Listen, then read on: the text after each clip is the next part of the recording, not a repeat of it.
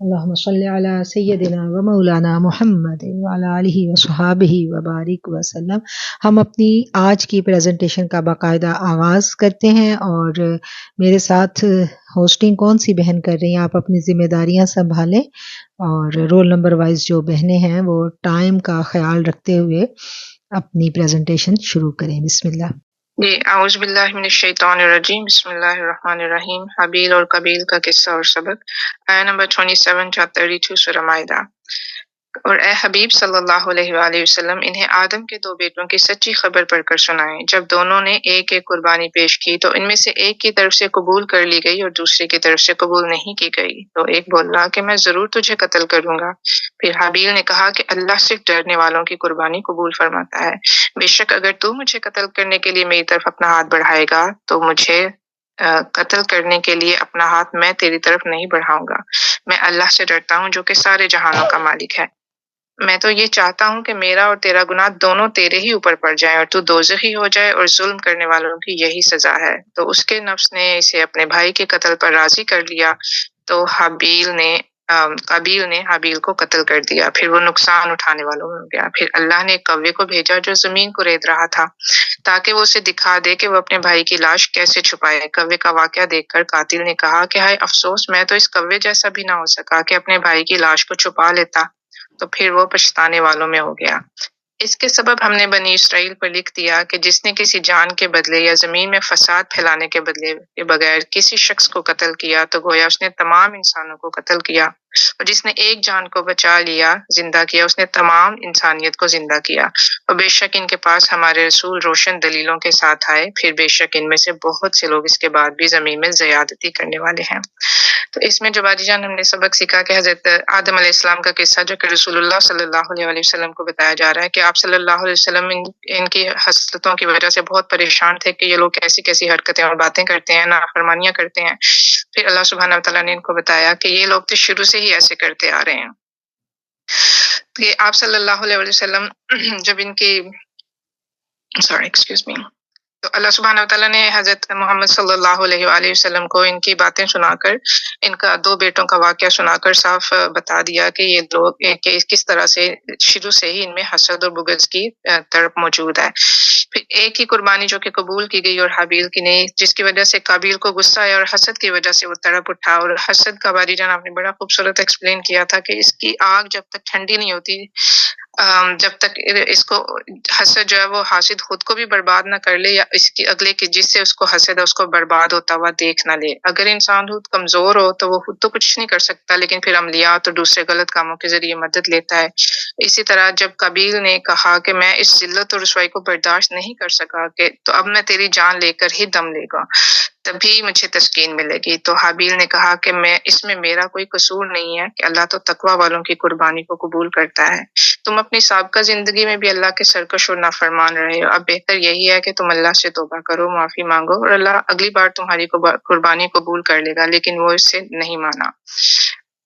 جب بھی کسی مشکل یا مصیبت میں ہم صبر کا دامن تھام لیتے ہیں تو اللہ کی مدد ضرور آتی ہے، جیسے ہمارے نبی صلی اللہ علیہ وآلہ وسلم کو اللہ سبحانہ وتعالیٰ محبت سے سمجھا رہے ہیں۔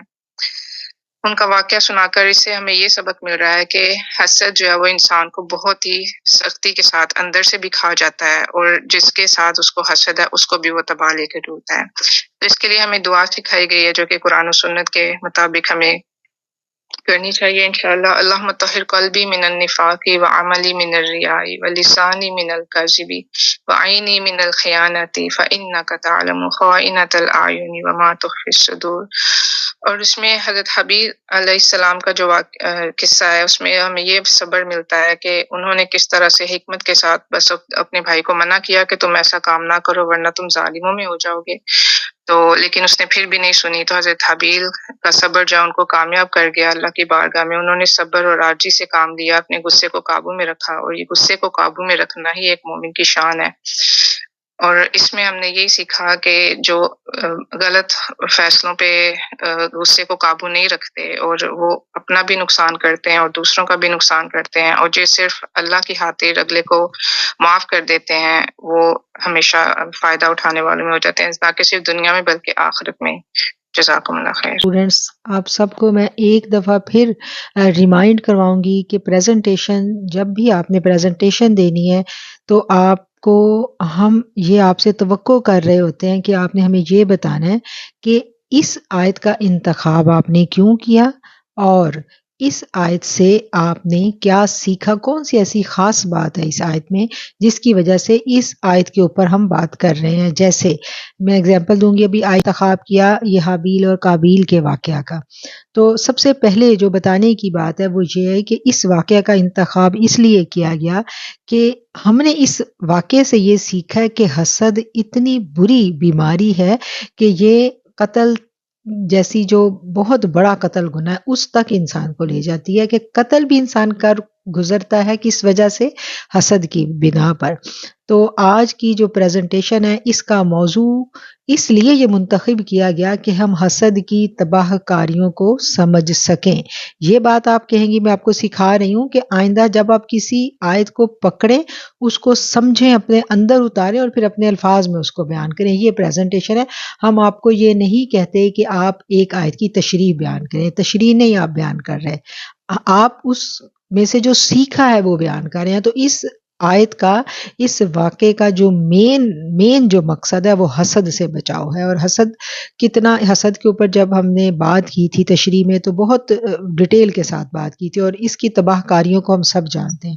تو مین فوکس حسد ہوگا، نہ کہ باقی باتیں. تو اس چیز کو باقی لوگ بھی جو پریزنٹیشن دیں گے وہ اس پوائنٹ کو سمجھ لیں، سیکھ لیں. اور اب تک یقیناً آپ لوگوں کو سیکھ جانا چاہیے کہ آپ لوگوں نے پریزنٹیشن کیسے دینی ہے. ہم آپ کو کیا سکھا رہے ہیں کہ آپ نے جو آیت کا انتخاب کیا ہے اس کو اپنے اندر اتارنا ہے، اور پھر جو اس سے آپ نے روشنی پائی، جو سیکھا، جو سبق حاصل کیا اس کو.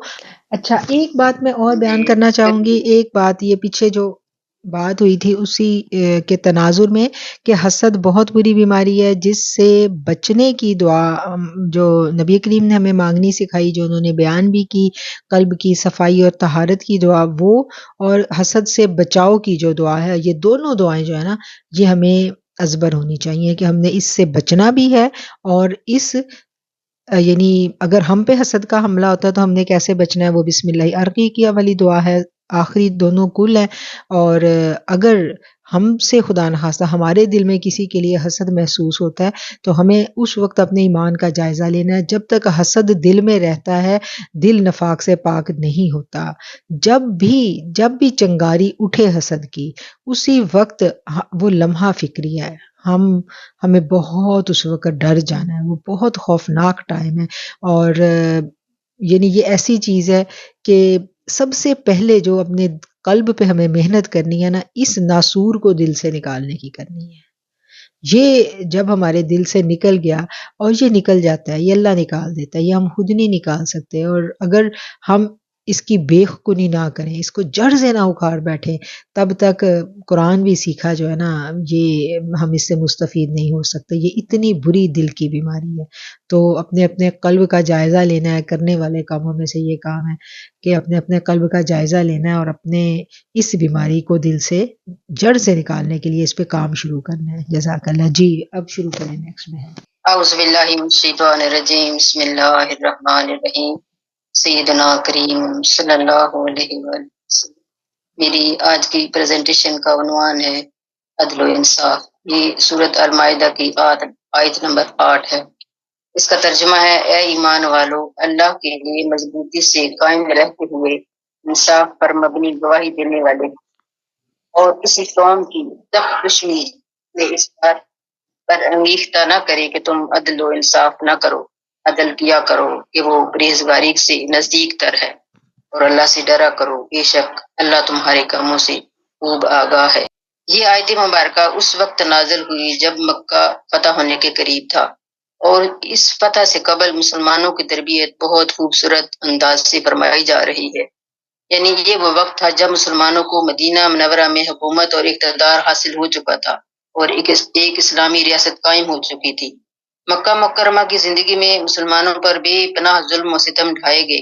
مشرکین نے مسلمانوں کو ہر طرح سے اذیتیں دیں، حتیٰ کہ وہ اپنے گھر بار چھوڑ کر ہجرت کرنے پر مجبور ہو گئے. اب جب کہ مکہ فتح ہونے کے خوبصورت لمحات مسلمانوں کو نصیب ہونے جا رہے تھے، اس صورتحال میں مسلمان واپس آ رہے تھے جب وہ بے بس نہیں بلکہ اقتدار اور طاقت کی قوت کے ساتھ تھے۔ اللہ تعالیٰ نے ایسے میں مسلمانوں کو اس آیت مبارکہ میں وہ سنہری اصول احکامات کی صورت میں عطا فرمایا جن پر عمل کر کے ظلم کے بدلے ظلم نہیں بلکہ عدل و انصاف پر قائم رہنا تھا۔ اللہ کریم نے مسلمانوں کو واضح طور پر حکم دیا کہ کسی قوم کی ذاتی دشمنی، عداوت تمہیں اس بات پر مجبور نہ کرے کہ تم عدل و انصاف کے تقاضے بھول جاؤ۔ اس سے قبل سورۃ النساء کی آیت نمبر 135 میں بھی اللہ تعالیٰ نے ایمان والوں کو مخاطب کر کے فرمایا کہ اے ایمان والو، تم انصاف پر مضبوطی کے ساتھ قائم رہنے والے اور صرف اللہ کے لیے گواہی دینے والے ہو جاؤ۔ گواہی خواہ خود اپنے یا ہمارے والدین رشتہ داروں کے خلاف ہی کیوں نہ ہو، ان کے خلاف ہی کیوں نہ دینی پڑے، یا اپنی ذات کے خلاف بھی کیوں نہ دینی پڑے، لیکن حق پر ثابت قدم رہتے ہوئے گواہی دینا اور عدل و انصاف کا علمبردار بن جانا، اس کا حکم دیا جائے۔ باقی عدل و انصاف اور حق کی گواہی دینا بے حد مشکل کام ہے، اور اللہ تعالیٰ نے اس عمل کو تقوی کے قریب تر فرمایا ہے۔ اللہ کا ڈر اور خوف و خشیت جب دل میں موجود ہوں گے تو عدل و انصاف کرتے ہوئے انسان اللہ کے سوا کسی اور سے نہیں ڈرے گا۔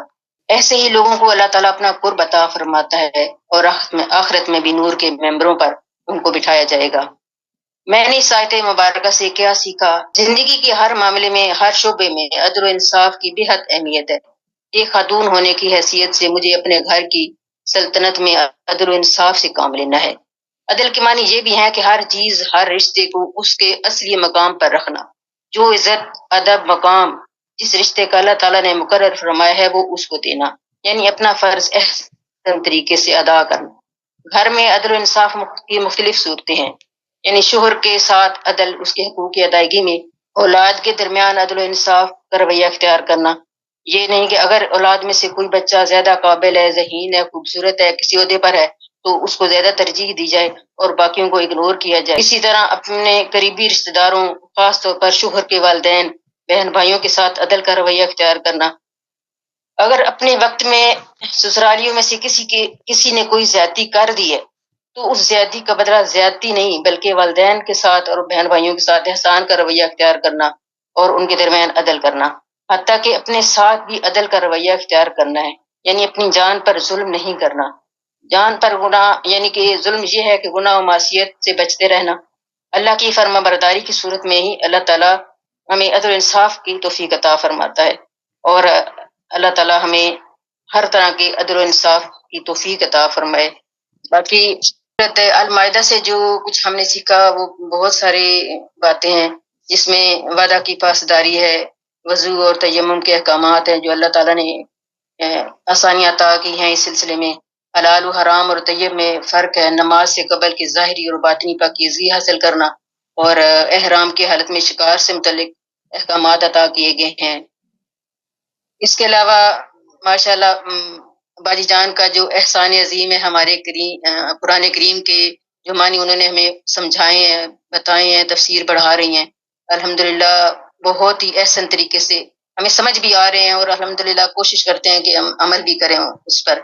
اور دعا یہ ہے کہ اللہ تعالیٰ ہمیں گوشہ نور کے ساتھ اور اپنی باجی جان کے ساتھ جوڑے رکھے، اور ان کا بے حد شکریہ بھی ادا کرتے ہیں جنہوں نے ہمیں یہ گوشہ نور کے ساتھ اللہ کے کرم سے ہم جڑ گئے، اور اللہ تعالیٰ نے ہمیں ان کی صحبت عطا فرمائی ہے۔ بہت شکریہ، جزاک اللہ خیر۔ بڑا خوبصورت انتخاب کیا، اور مجھے بہت اچھا لگا کہ انہوں نے جو عدل ہے اس کو ایک خاتون خانہ یہ سمجھتی ہے کہ جب ہم قرآن پڑھتے ہیں یا اس طرح کی جب ہم آیات پڑھتے ہیں تو ہمیں یہ لگتا ہے کہ عدل کرنا بس بادشاہ کا کام ہے یا اولو الامر کا کام ہے، تو انہوں نے اس میسیج کو اپنی ذات تک پہنچایا۔ بڑی خوبصورت بات ہے یہ، اور مجھے بہت اچھا لگا۔ اور اگر اس بات پر ہم سوچیں بحیثیت خاتون خانہ، گھر کی پوری سلطنت میں جو ہمارا کردار ہے ہم اس کو دیکھیں تو ایمانداری سے بتائیں کہ کون کون اپنے آپ کو یہ سمجھتا ہے کہ وہ سرخرو ہے، ایمانداری سے بتائیں۔ آپ کے پاس 1 منٹ آپ کو دیا جاتا ہے، اگر آپ کو میری بات سے اتفاق ہے تو آپ ریز ہینڈ کریں، اگر آپ کو اختلاف ہے تو بھی آپ بتا سکتے ہیں کہ کیا بحیثیت خاتون خانہ جو گھر کی سلطنت مجھے عطا کی گئی ہے، میں اس میں مکمل طور پر عدل کرنے میں کامیاب ہوں، یا میں نے کبھی سوچا ہی نہیں، مجھے تو لگتا ہے کہ میں تو پرفیکٹ ہوں اور زبردست ہوں۔ اللہ نے لکھا ہے کہ لا علمی کے دور میں یہ سب سے بری بات ہم میں تھی۔ عدل کریں تے تھر تھر کمبن اچیاں شاناں والے، عدل کریں تے تھر تھر کمبن اچیاں شاناں والے، فضل کریں تے بخشے جاون میرے جے منہ کالے۔ میں آپ کو بتاؤں، جب سمجھ آتی ہے نا، جب سمجھ آتی ہے تو پھر سمجھ آ جاتی ہے کہ ندامت ہی ہے ہمارے پاس۔ بلیو کریں، میں اپنی ذات کی بات کروں تو ندامت کے سوا کچھ نہیں ہے، کچھ بھی نہیں ہے، کچھ بھی نہیں ہے، بس ندامت ہے۔ اللہ تعالیٰ معاف کر دے۔ لگتا ہے کہ جب پڑھتے ہیں تو پھر سمجھ آتی ہے کہ ایسے ایسے سمجھ آتی ہے کہ آپ نے کس طرح، یعنی پہلے جو ٹائم گزر گیا اس کو تو گزار لیا ہے، لیکن یہ ہے کہ واقعی شرمندگی محسوس ہوتی ہے کہ آپ نے کس طرح سے ٹائم گزار لیا۔ سوچا تو نہیں نا، ہم سوچتے نہیں ہیں، گہرائی میں نہیں جاتے نا، بالکل۔ جی جی، تو بس یہ، اور اس کے علاوہ تو کوئی سمجھ نہیں آیا۔ ایسا ایسا اللہ کا شکر ہے، قرآن پاک پڑھنے سے بہت سی چیزیں سمجھ آ رہی ہیں، تو آگے کوشش کریں گے، دیکھیے کہ شرمندگی ہے۔ بس میری تو ایک ہی بات ہے کہ ہم انسان فرشتہ نہیں ہیں، ہر جگہ لمحہ لمحہ غلطیاں ہوتی ہیں انسان سے۔ صحیح۔ جی جی، ایسا لگتا ہے کہ بہت وہی بات کے لیے جو اور ایک بیلنس کرنا، اور اپنی کوئی بھی کام ہے اس میں نیت کا بڑا مدخل ہے، کہ ایک دفعہ ہوتا ہے لوگوں کو خوش کرنے کے لیے آپ کام کر، یا پھر آپ وہ اللہ کے لیے کر رہے ہیں، وہ فرق پتہ چلتے چلتے بہت سال لگ جاتے ہیں، اور وہ ایک سفر ہوتا ہے۔ اور پھر بھی اس کے بعد چیک سسٹم، کیونکہ اس میں پھر نیگیٹو اگر کچھ ہوگا تو اس میں پھر صبر کرنا اس کا آتا ہے۔ تو یہ جو عدل ہے، انصاف ہے، اور یہ آج کل جو بات میں کسی سے کر رہی تھی کہ یہ جو اسلام کو اب ہم یہ کہنے لگے ہیں نا کہ عورت کا یہ فرض نہیں ہے، صرف ہسبینڈ تک ہے، اور اس کے ماں باپ بہن بھائی عورت کی ذمہ داری نہیں ہے، یہ جو نئے کچھ جیسے تعلیمات قرآن کی لوگ دیتے ہیں، اس میں کوئی اسلام کو اپنے مطابق ہتھیار کے طور پہ نا یوز کر رہا ہوتا ہے، اور وہ احسان والی باتیں اور ایک جو ہے دلی اور حساسیت، اس کو بیچ میں سے نکالتے جا رہے ہیں، نکال دیا جاتا ہے، وہ اور رائٹ، بالکل وہ رائٹ، ہاں ایسا ہی وہ ہے، رائٹ بنتا جا رہا ہے، ایسا ہی ہر ہے، کوئی اسلام۔ ایسا ہی ہے۔ اور پتہ ہے جو اس وقت سب سے خوفناک بات جو ہمیں سمجھ آتی ہے نا قرآن پڑھنے کے بعد، جو میں اپنی ذات کی بات کروں کہ جس بات کی جب مجھے سمجھ آئی تو میں واقعتاً لرز گئی کہ میرے ایک ٹیچر تھے، انہوں نے کہا تھا کہ ماں بنو، خدا نہ بنو۔ آج کی ماں خدا بن جاتی ہے اپنے گھر کا، اپنے بچوں کا، وہ واقعتاً اپنی سلطنت سمجھتی ہے اور وہ ڈکٹیٹرشپ والی حکومت چاہتی ہے۔ ہم بچوں کو اللہ کی امانت سمجھ کر ٹریٹ نہیں کرتے، یہ کوتاہی ہماری نسل سے شاید ہوئی ہے، جس کا خمیازہ بھی ہماری نسل بھگت رہی ہے، کہ جو ہم سے اگلی جنریشن ہے وہ بہت فرق ہے ہماری جنریشن سے، یہ حقیقت ہے۔ اور اس حقیقت کو قبول کرنے کے بعد ہمارے پاس سوائے توبہ استغفار کے اور کچھ بھی نہیں بچتا۔ اللہ تعالیٰ ہمیں معاف فرمائے۔ بچوں کے ساتھ بھی، اور جی جی بالکل ایسا ہی ہے۔ جی السلام علیکم۔ جی السلام علیکم، میں وہی بات کرنا چاہ رہی تھی بھائی جان، ہماری سب سے بڑی کوتاہی تو یہ ہے کہ ہم نے چھوٹے ہوتے سے قرآن پاک کو ترجمہ تفسیر سے کیوں نہیں پڑھا ہوتا تو شاید زندگی کا رخ ہی ڈفرنٹ ہوتا۔ اب یہ لا علمی کی وجہ سے ہم نے جو کچھ غلطیاں کر دی، اللہ پاک ہمیں معاف کرے۔ تو آئندہ اللہ کا شکر ہے آپ کی قرآن پاک کی پڑھانے کا ایک سٹائل جو ہے نا، وہ یہ مجھے بہت پیاری بات لگتی ہے کہ پریکٹیکلی آپ پوچھتی ہیں کہ کیا ہوا، کیسے کیا، کیا آپ نے سوچا۔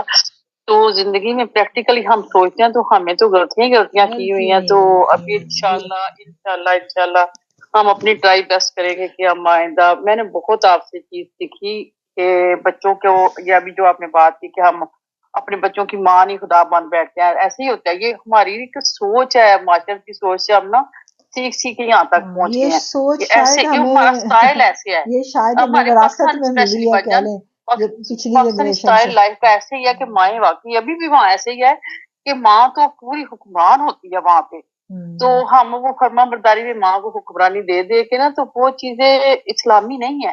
یہ ہم میرے بچے کئی دفعہ کہتے ہیں امی ہمارا پاکستانی معاشرہ جو ہے نا اسلامی نہیں ہے، کلچرل ہی ہے. بالکل تو یہ چیز ایسی ہے کہ ہم دیکھ دیکھ کے سیکھ گئے غلط چیزیں. ہمیں اسلام پڑھ کے سیکھنا چاہیے تھا، اور یہی ریگریٹ ہے بس اپنا کہ پہلے کیوں نہیں سیکھا ہوا تھا، پہلے کیوں نہیں سیکھا ہوا تھا. اور ایک بات اللہ تعالیٰ بھی ہمیں ہدایت فرمائے، ہمیں اچھا کرنے کی کوشش کرے، ہم کر سکے انشاءاللہ.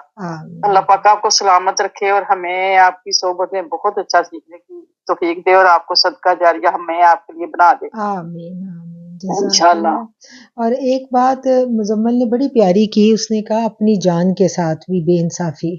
واقعی ہم یہ بھی ہم کرتے ہیں، یہ بھی ہم زیادتی کرتے ہیں اپنے آپ کے ساتھ بہت اور زیادہ. جب ہم زیادتی کرتے ہیں تو اس کا رزلٹ اتنا اچھا نہیں نکلتا. دیکھیں یا تو وہ زیادتی ہم اس بات کو سمجھ کے کریں کہ احسان کا رویہ اور احسان رب کے لیے اور اجر رب سے، اس زیادتی کا بدلہ بھی دوسروں سے لیتے ہیں اور ہم سیلف پٹی کا شکار ہو جاتے ہیں اور مزید اس سے بگاڑ پیدا ہوتا ہے.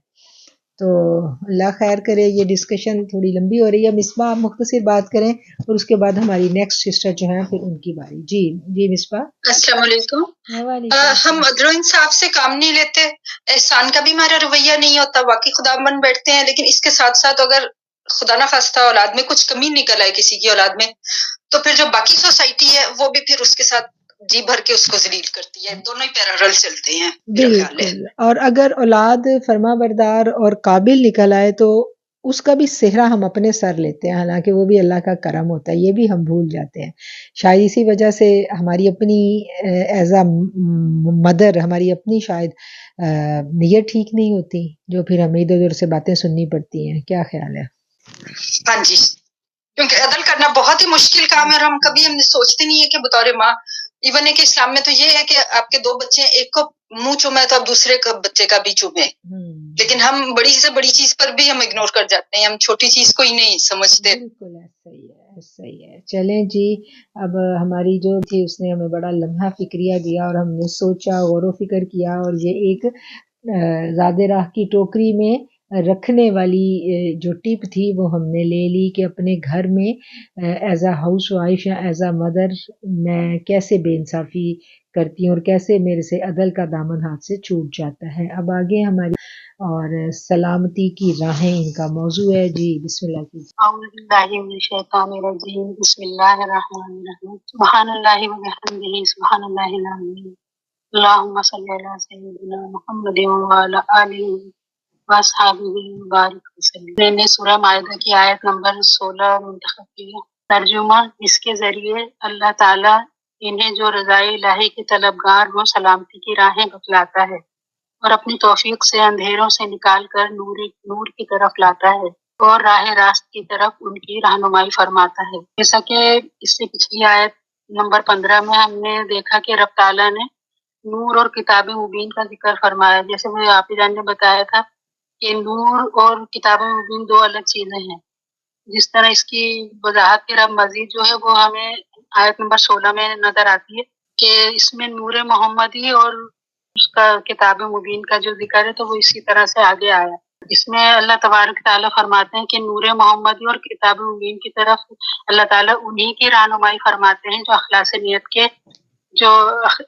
نیت سے حق کے طلبگار، جس پر چل کے ہدایت کا جو ہے منبع یا جیسے اس کا راستہ، ہدایت کا راستہ صراط مستقیم پا لیتے. لیکن اس میں اس بارے میں جو ہے جیسا کہ ہم نے سبق میں پڑھا تھا کہ اس آیت کے آخر میں صراط مستقیم کا ذکر ہے.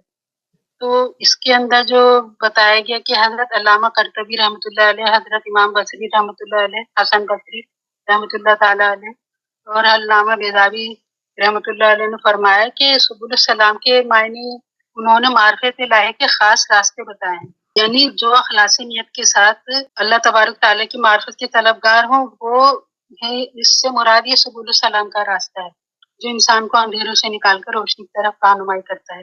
یعنی نور محمدی ہی نور الہی کی طرف لے کر جاتا ہے. اس سے یہ بات مجھے پہلے بالکل بھی جیسے ابھی نے سبق میں بھی پڑھی جو تفصیل آپ ہی جان نے بتائی تو وہ مجھے اس چیز کا بہت زیادہ یعنی ادراک ہوا کہ اصل ہم جیسے دوسرے لوگوں سے سنتے ہیں کہ بھئی کہاں اس طرح کے صوفیہ کا اس طرح کا کوئی کانسیپٹ نہیں اسلام میں کہاں نظر آتا ہے، ہمیں کوئی ایسی آیت بتاؤ، ہمیں کوئی اس طرح کی کرو.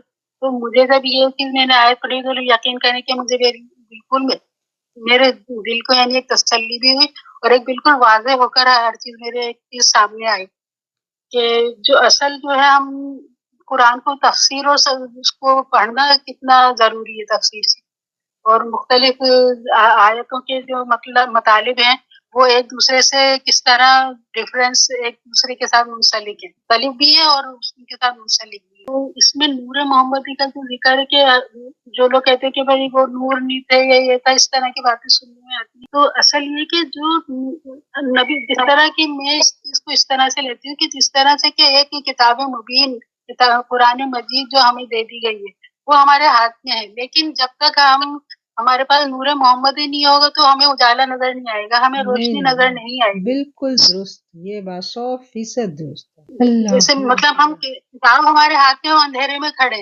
لیکن جب تک نور محمدی ہماری رہنمائی نہیں کرے گا ہم اس راستے پہ چل نہیں سکتے، نہیں چل سکتے، نہیں ہدایت نہیں ملے گی. بالکل صحیح، تو ہدایت مل ہی نہیں سکتی. تو مجھے بس اس آیت سے سب سے زیادہ یہ چیز مجھے بہت زیادہ خوبصورت سمجھ میں آئی ہے کہ یہ چیز نور محمدی جو ہے وہ اصل کیا چیز ہے.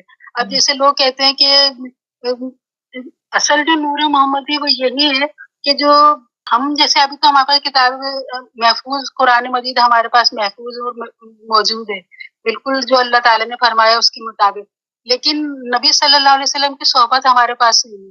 تو نبی صلی اللہ علیہ وسلم کی صحبت جو ہے وہ ہمیں صحابہ کرام کی صحبت حاصل کی، صحابہ کرام سے اولیاء کرام مطلب تابعین نے، پھر تبع تابعین، پھر درجہ بدرجہ صالح مطلب اولیاء کرام صالحین سے ہمیں یہ چیز پہنچ رہی ہے. تو اس چیز کو لوگ نہیں سمجھتے. تو مجھے یہ چیز جو ہے بالکل اس آیت سے اتنی واضح ہو گئی ہے کہ بالکل مجھے کوئی اب عوام نہیں ہے. الحمدللہ، یعنی یہ چیز الحمدللہ، بہت اچھا پوائنٹ آپ نے اٹھایا. بسم اللہ بھی نور ہے، نور محمدی وہ ہمیں اس طرح سے اولیاء کرام کے ذریعے ہم تک پہنچے گا. باقی ہدایت اور شریعت جو ہے وہ تو ہمارے پاس قرآن مجید کی صورت میں موجود ہے، لیکن یہ چیز بھی ہمارے لیے معرفت الہی کے جو راستے ہیں جو ان پر چلنا چاہے تو ان کے لیے یہ راستے ہیں. سبیل السلام اتنا خوبصورت یہ لفظ اور یہ آیت مجھے لگی ہے کہ میں کیا بتاؤں، بہت ہی خوبصورت آیت لگی جب یہ میں نے طرف سے پڑھی. یعنی پہلے بھی پڑھی تھی لیکن اب سمجھ کے پڑھی ہے تو زیادہ یعنی ایک دل میں اتر گئی ہے. تو ماشاء اللہ کل بہت ہی ہے، آپ جس طرح سمجھا رہی ہیں نا تو وہ چیز ظاہر ہے کہ ہمارے لیے ایک نعمت ہے. ماشاء اللہ، اللہ کا شکر ہے، الحمدللہ. جزاک اللہ خیر، بہت خوبصورت پوائنٹ آپ نے اٹھایا. جی بھجن میری آج آیت ہے المائدہ کی آیت نمبر 3، اور یہ میں نے کیوں چوز کی ہے اس کو میں لاسٹ میں بتاؤں گی، پہلے میں اس کی تھوڑی سی تفصیل بتا دوں.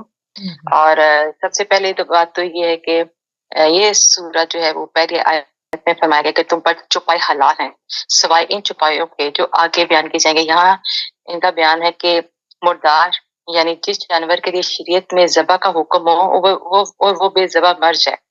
نمبر 2 بہنے والا خون، سور کا گوشت اور اس کے تمام اجزاء. وہ جانور جس کے ذبح کے بعد غیر خدا کا نام لیا گیا ہو، جیسا کہ زمانہ جاہلیت کے لوگ بتوں کے نام پر ذبح کرتے تھے، اور جس جانور کو ذبح تو صرف اللہ کے نام پر کیا گیا مگر دوسرے اوقات میں وہ غیر خدا کی طرف منسوب رہا ہو اور حرام نہیں، جیسے کہ عبداللہ کی گائے، عقیقے کا بکرا، ولیمے کا جانور، یا وہ جانور جن سے اولیاء کی ارواح کے وقت ثواب کو جانا منظور ہو، ان کو ذبح کے وقت علاوہ اولیاء رحمۃ اللہ تعالیٰ علیہم کے ناموں کے ساتھ نامزد کیا جائے، مگر ذبح ان کا فقط اللہ کے نام پر ہو. اس وقت کسی دوسرے کا نام نہ لیا جائے، وہ حلال و طیب ہے. اس آیت میں صرف اسی کو حرام فرمایا گیا ہے جس کو ذبح کرتے وقت غیر خدا کا نام لیا گیا ہو. جو لوگ ذبح کی قید نہیں لگاتے وہ آیت کے معنی میں غلطی کرتے ہیں. نمبر 5 ہے گلا گھونٹ کر مارا ہوا جانور. نمبر 6 ہے وہ جانور جو لاٹھی، پتھر، ڈھیلے، چھری، گولی یعنی بغیر دھاردار چیز سے مارا گیا ہو. نمبر 7 جو گر کر مرا ہو، وہ پہاڑ سے یا کنویں وغیرہ میں سے. وہ جانور جسے جانور نے سینگ مارا ہو، وہ اس کے صدمے سے مر گیا ہو.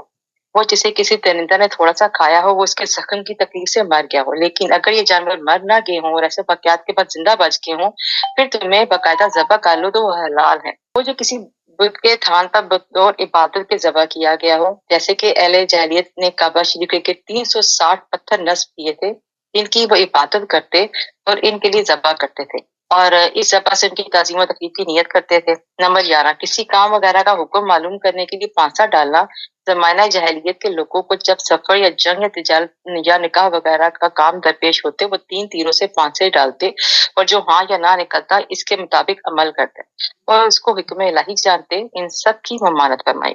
الجوم اکملت لکم دینکم، آج میں نے تمہارے لیے تمہارا دین مکمل کر دیا۔ تکمیل دین سے متعلق یہ آیت مبارکہ حجۃ الوداع میں عرفہ کے روز جمعے کے دن عصر کے بعد نازل ہوئی، اور بتا دیا گیا کہ حرام و حلال کے جو احکام ہیں وہ قیاس کے قانون سے مکمل کر دیے۔ اسی لیے اس آیت کے نزول کے بعد بیان حلال و حرام کی کوئی آیت نازل نہ ہوئی، اگرچہ کہ تک یوم جعون فی الی اللہ نازل ہوئی، جو واعظ و نصیحت پر مشتمل ہے۔ بعض مفسرین کا قول ہے کہ دین کامل کرنے کے معنی اسلام کو غالب کرنا ہے، جس کا یہ اثر ہے کہ حجۃ الوداع میں جب یہ آیت نازل ہوئی تو کوئی مشرک مسلمانوں کے ساتھ حج میں شریک نہ ہو سکا۔ دینی کامیابی کے دن خوشی منانا جائز ہے۔ یہ آیت کے متعلق بخاری اور مسلم کی حدیث میں ہے کہ حضرت عمر رضی اللہ عنہ کے پاس ایک یہودی آیا اور اس نے کہا، اے امیر المومنین رضی اللہ عنہ، آپ کی کتاب میں ایک آیت ہے، اگر وہ ہم یہودیوں پر نازل ہوتی تو ہم اس کے نازل ہونے کے دن عید مناتے۔ حضرت عمر فاروق رضی اللہ عنہ نے سے فرمایا، کون سی آیت؟ اس یہودی نے یہ آیت الیوم اکملت لکم پڑھی۔ آپ رضی اللہ عنہ نے فرمایا، میں اس دن کو جانتا ہوں جس میں یہ نازل ہوئی تھی، اور اس کے نازل ہونے کے مقام کو بھی جانتا ہوں، اور مقام عرفات کا تھا اور دن جمعے کا تھا۔ آپ رضی اللہ عنہ کی مراد اس سے یہ تھی کہ ہمارے لیے وہ دن عید ہے۔ نیز ترمذی شریف میں حضرت عبداللہ بن عباس رضی اللہ عنہ سے مروی ہے کہ آپ رضی اللہ عنہ سے بھی ایک یہودی نے ایسا ہی کہا، تو آپ رضی اللہ عنہ نے فرمایا کہ جس روز یہ نازل ہوئی اس دن وہ 2 عیدیں تھیں، جمعہ اور عرفہ۔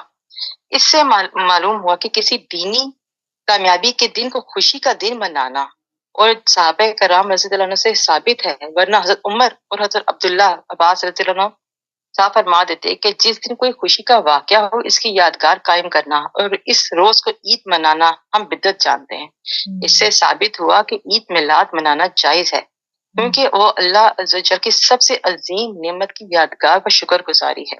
اور اسی طریقے سے جو پانچواں اس کا یہ کام ہے کہ اسلام کو چھوڑ کر لاکھوں نے کیا کرے، خدا عز و جل کو پیارا نہیں، کیونکہ اسلام جڑ ہے۔ امال شاخیں اور پتے اور جڑ کٹ جانے کے بعد شاخوں اور پتوں کو پانی دینا بیکار ہے، اور وہ جو بھوک پیاس کی شدت میں مجبور ہو۔ اس آیت کا مطلب یہ ہے کہ اوپر حرام چیزوں کا بیان کر دیا گیا ہے کہ لیکن جب کھانے پینے کو کوئی حلال چیز میسر ہی نہ آئے اور بھوک پیاس کی شدت سے جان پر بن جائے، اس وقت جان بچانے کے لیے بقدر ضرورت کھانے پینے کی اجازت ہے، اس طرح کے گناہ کی طرف مائل نہ ہو، یعنی ضرورت سے زیادہ نہ کھایا جائے، اور ضرورت اسی قدر کھانے سے رفع ہو جاتی ہے جس سے خطرہ جان پر بن جاتا ہے۔ میرا اس آیت کو چوز کرنے کا 2 مقصد تھے۔ ایک مقصد یہ تھا کہ جو ہم آج کل آپ کو پتہ ہے کہ عید میلاد النبی صلی اللہ علیہ وسلم منانے کے اوپر ہر کوئی ایسے بات کر رہا ہوتا ہے، تو یہ اتنی بہترین جو حدیث شریف بھی سامنے آئی ہے اور اس بیان کیا گیا ہے کہ جمعے کے دن جب ہم مبارکباد اگر یہ بھیجتے ہیں کہ جمعہ مبارک، تو آگے سے اعتراضات کیے جاتے ہیں کہ آپ جمعہ مبارک کیوں کہہ رہے ہیں، یہ بدعت ہے۔ تو یہ حدیث شریف اس کے متعلق بیان کرنے کا مقصد یہ ہے کہ میرے جیسی اگر کوئی اور بھی اس بات کو اگر نہیں جانتی تو بہت اچھی بات ہے کہ ہمیں اس کی نالج مل رہی ہے یا پھر ریکال ہو رہی ہے۔ بہت خوب، ماشاءاللہ، اچھے پوائنٹس آپ نے بیان کیے جی۔ السلام علیکم۔ وعلیکم السلام ورحمۃ اللہ وبرکاتہ۔ میں نے یہ آیت نمبر 34 سلیکٹ کی ہے، اس کا ترجمہ ہے، ہاں جو لوگ اس سے پہلے توبہ کر لیں کہ تم ان پر قابو پالو تو یقین مانو کہ اللہ بہت بڑی بخشش اور رحم و کرم والا ہے۔ میں نے یہ اس لیے آیت سلیکٹ کی ہے کہ یہ بڑی امید دلاتی ہوئی آیت ہے، اور اس میں اللہ پاک کی بہت سی جو صفات ہیں ہم دیکھیں کہ اس میں بیان ہوئی ہیں کہ اللہ پاک رحیم و کریم ہے، اللہ پاک ستار العیوب ہے، اور اگر اس سے پہلے جو آیات ہیں وہ اس میں مجرم کی سزاؤں کے بارے میں ہے، جرائم اور سزاؤں کے بارے میں ہے، لیکن اس کے فوراً بعد اللہ پاک نے کہا ہے کہ اگر وہ لوگ توبہ کر لیں پکڑے جانے سے پہلے تو ان کے لیے بہت سے راستے کھولے ہوئے ہیں۔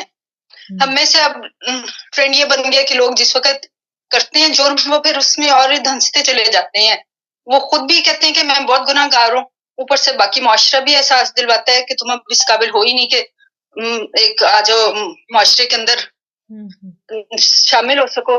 تو وہ جو ہیں وہ ایک کے بعد دوسرا، دوسرے کے بعد تیسرا گناہ کرتے ہی چلے جاتے ہیں. تو اس میں اللہ پاک نے بتایا ہے کہ اللہ پاک جو ہے، ایک تو یہ کہ وہ پہلے گناہ پر اللہ پاک بہت ستار العیوب ہے. اللہ پاک شرم والا ہے اور وہ اپنے بندے کا بھی پردہ رکھتا ہے. وہ پہلے گناہ پر ہی پردہ چاک کبھی بھی نہیں کرتا. اللہ پاک مہلت دیتا ہے. تو یہ ہماری کم علمی ہے کہ ہم لوگ مہلت جو ہے وہ اس کو سمجھ نہیں پاتے. بالکل صحیح، بالکل صحیح، بہت اچھا پوائنٹ، بالکل صحیح.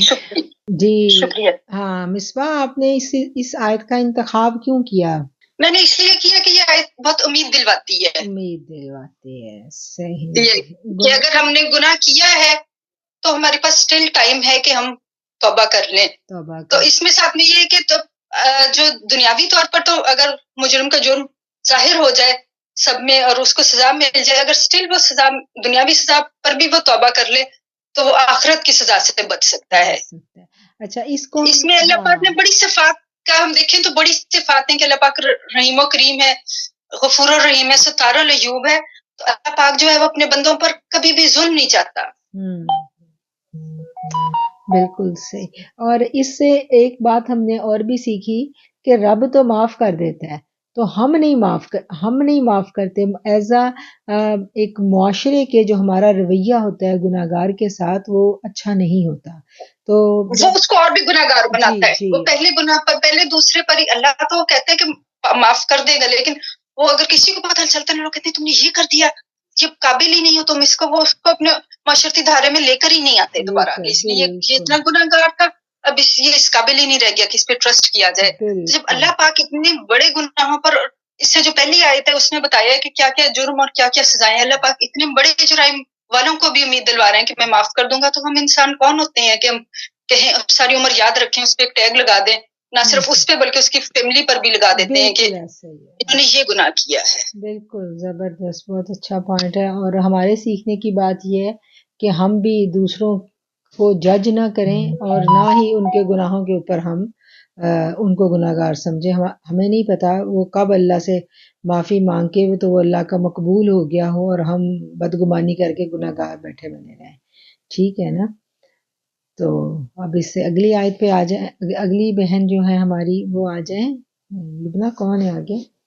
جی باجی جان، سریہ نذیر آ گئی ہیں تو انشاءاللہ وہ اپنی پریزنٹیشن دیں گی. جی آپ بسم اللہ کریں. السلام علیکم ورحمۃ اللہ وبرکاتہ. جی وعلیکم السلام. کدھر تھی بھائی؟ تو میرا جو موضوع ہے وہ آیت نمبر 15 اور 16 ہے. اس میں تو جو ایک پوائنٹ ہے جس میں کتاب مبین اور نور کا ذکر کیا گیا ہے، تو اسٹیپ بائی اسٹیپ اس میں یہ بھی بتاؤں گی کہ ان آیات کا جو ہے نا میری اپنی زندگی میں کیسا اثر ہوا ہے. کتاب مبین سے مراد تو قرآن پاک اور نور سے مراد حضرت محمد مصطفیٰ کریم علیہ السلام کی ذات اقدس ہے. اور آیت نمبر 16 میں جو اللہ پاک فرما رہے ہیں کہ اللہ تعالیٰ جن کے ذریعے جو رب کی رضا کے طالب ہوتے ہیں، جو سچے طالب ہوتے ہیں اور سلامتی کی راہیں دکھاتا ہے ان کو اپنی توفیق سے اور اندھیروں سے نکال کر نور کی طرف لاتا ہے اور راہ راست کی طرف ان کی رہنمائی فرماتا ہے. تو اس آیت کا جو میں اپنے بارے میں جو ایکسپلین کروں کہ پہلے تو سب سے جو باجی جان نے ہمیں اس میں ہماری رہنمائی فرمائی کہ جو اخلاص سے اس راستے پر چلتے ہیں، اللہ تعالیٰ کے قرب کے راستے پر، اللہ تعالیٰ کی محبت کے راستے پہ چلتے ہیں. ایک طالب حق جب اس راستے پر نکلتا ہے اور اگر اس کی نیت خالص ہوتی ہے اور اس کو اللہ تعالیٰ کی طلب ہوتی ہے، اس کی محبت کی سچی طلب جب وہ اپنے دل میں لے کے نکلتا ہے تو پھر اللہ تعالیٰ ضرور اس کی رہنمائی فرماتا ہے. اور دو چیزیں اس میں کے لیے مددگار ہوتی ہیں، ایک نبی پاک علیہ السلام کی محبت اور دوسری قرآن کریم کا فیض. یہ دونوں چیزیں جب تک دونوں ایک دوسرے کے لیے لازم ملزوم ہیں، ان میں سے کوئی ایک بھی اگر آپ چھوڑیں گے تو پھر آپ اس راستے سے ان کے مسافر نہیں بن سکتے. تو میں اپنی زندگی میں اس کی مثال ایسی دیتی ہوں کہ ہم اس سے پہلے ہمارے بہت عرصہ ہوا کبھی مطلب کسی جماعت کے ساتھ جڑ جانا، کبھی کسی جگہ پہ ہم نے تفسیر کے لیے جانا، ترجمہ کے لیے جانا، قرآن پاک پڑھنا، ایک تشنگی ہمیشہ باقی رہی. یہ نہیں پتا کہ بس ایک دل کے اندر یہ ہمیشہ محسوس ہوتا تھا کہ کچھ کمی ہے. کچھ کمی ہے، یہاں سے بھی تسلی نہیں ہو رہی، یہاں سے بھی تسلی نہیں ہو رہی. تو الحمدللہ شکر الحمدللہ. لیکن یہ ہے کہ دل میں ایک طلب تھی بہت زیادہ، ایک جو اللہ تعالیٰ کی محبت کا جو ایک چراغ روشن تھا، تو وہ اس کی جو لو تھی وہ اس کی وجہ سے ایسے دل میں محسوس ہوتا تھا کہ کچھ کشمگی ہے، کچھ باقی ہے ایسا کہ جو کمی ہے اندر وہ نہیں پوری ہو رہی، کسی چیز سے بھی نہیں پوری ہو رہی. تو ثم الحمدللہ جس وقت انسان ان لوگوں سے جڑ جاتا ہے جو اللہ تعالیٰ کے پیارے ہوتے ہیں، حضور علیہ السلام کا جن پر کرم ہوتا ہے، نگاہ کرم ہوتی ہے، جب ہم ان لوگوں سے جڑ جاتے ہیں اور ان لوگوں کی سنگت میں، ان کی صحبت میں ہم قرآن کا فیض لیتے ہیں، حضور علیہ السلام کی سب سے پہلے وہ ہمیں حضور علیہ السلام کی محبت سے جوڑ دیتے ہیں، آقا کریم علیہ السلام کی محبت ہمارے دلوں میں بھر دیتے ہیں. اور پھر اس وقت ہم قرآن پاک کو پڑھتے ہیں تو وہ ایک ایک چیز ہمارے دل پر، جیسے قرآن پاک ہمارے ہی دل پر نازل ہو رہا ہے، ہماری اس کی ہر آیت ہماری ہی لیے ہے.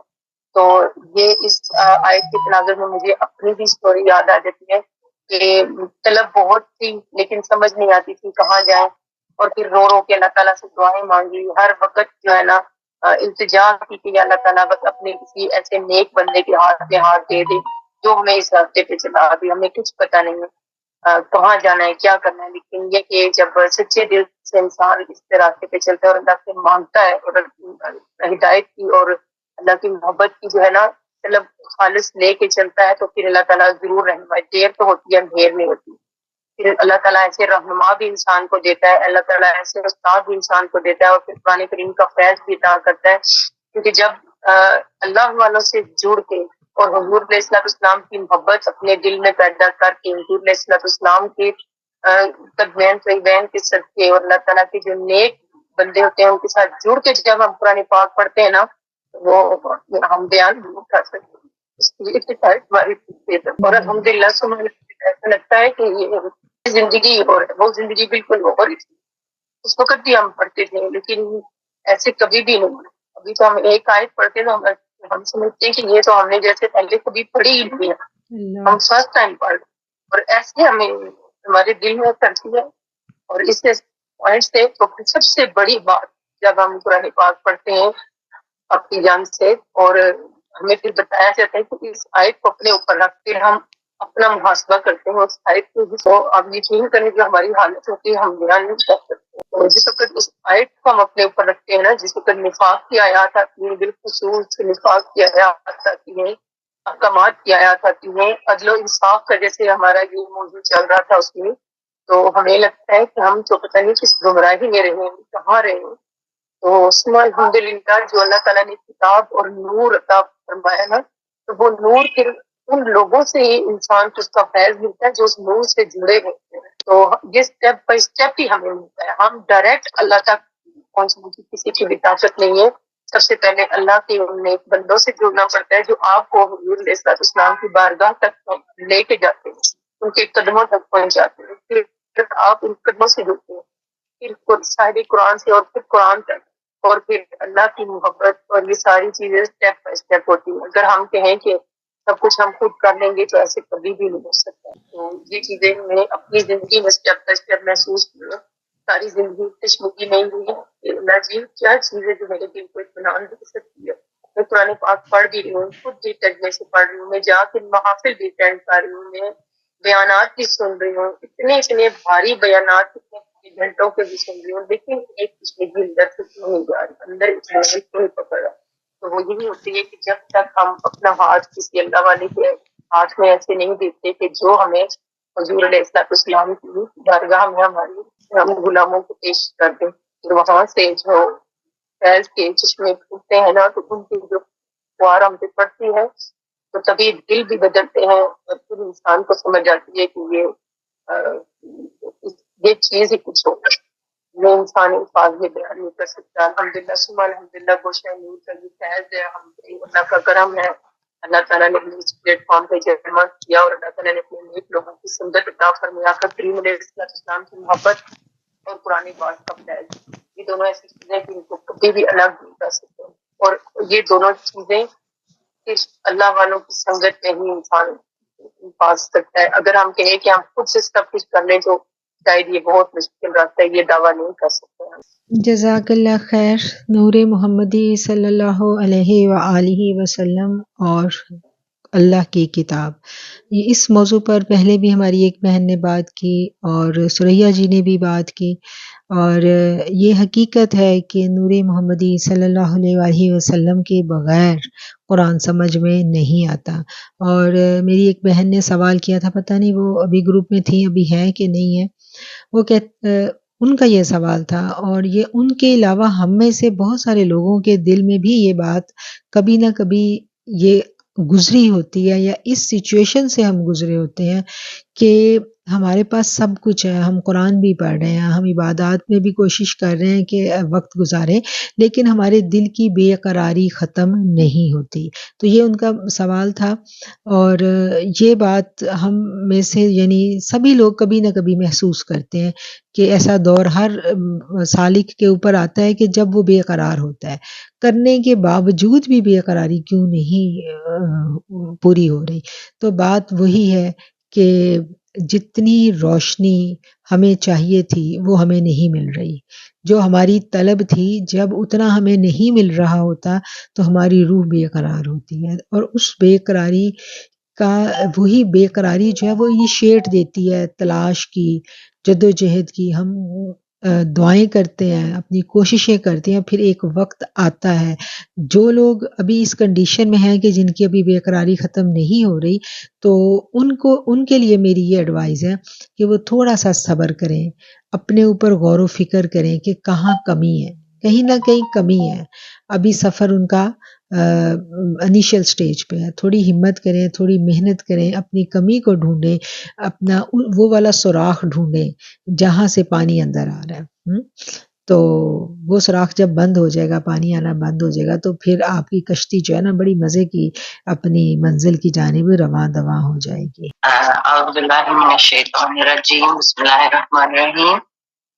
मैंने अपनी प्रेजेंटेशन के लिए सूरत मायदा की आयत नंबर 12 का इंतखाब किया कि इसमें अल्लाह ताला ने बनी इसराइल से जो पुख्ता अहद लिया था और उन्होंने जो नाफरमानियां की, लाडली कौम होने के बावजूद फिर भी उन्होंने जो कुछ किया, तो उसके बारे में उसमें जो ताज़ीम रसूल का उनको हुक्म मिला, अल्लाह ताला को कर्ज़े हसना देने का, ये एक ही आयत में कुछ मुख्तलिफ है मौज़ूआत, मगर मैंने जो जिस मौजू का इंतखाब किया वो मेरा था सहाबा के बाद रिज़वानुल्लाह अजमईन और ताज़ीम रसूल सल्लल्लाहु अलैहि वसल्लम। इसमें मैं पहले सबसे पहले प्यारे आका करीम सल्लल्लाहु अलैहि वसल्लम के असहाब बारे में का जिक्र पाक करने से पहले और उनकी ताज़ीम करने के अंदाज का जिक्र करने से पहले मैं थोड़ा सा बनी इसराइल के बारे में बात करना चाहूंगी। बनी इसराइल की नाफरमानियों से तो तारीख भरी हुई बयान की जा रही है। इसका मकसद यहूद के बारे में बताना है कि ये अपने आबाओ अजदाद की तरह नाफरमान और साजिशी लोग थे, लिहाजा मुसलमान उनसे उनकी बदआमालियों और उनकी साजिशों से मुहतात रहे। ये अहद मूसा अलैहिस्सलाम के ज़माने में बनी इसराइल से लिया गया। अहम बात है और बहुत काबिल गौर बात है कि अदब रसूल सल्लल्लाहु अलैहि वसल्लम के बगैर ईमान नहीं है।